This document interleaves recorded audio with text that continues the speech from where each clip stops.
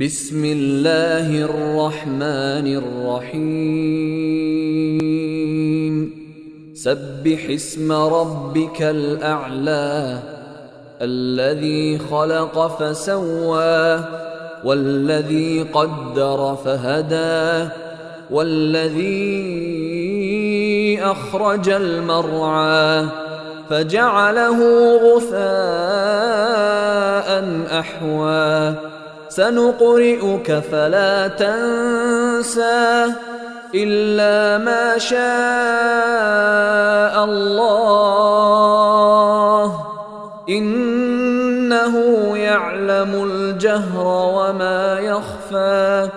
ونيسرك لليسرى فذكر إن نفعت الذكرى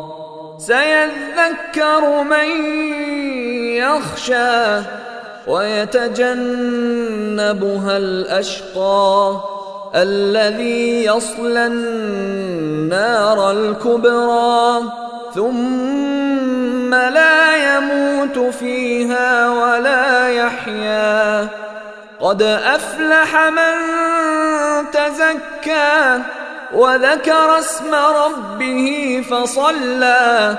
بل تؤثرون الحياة الدنيا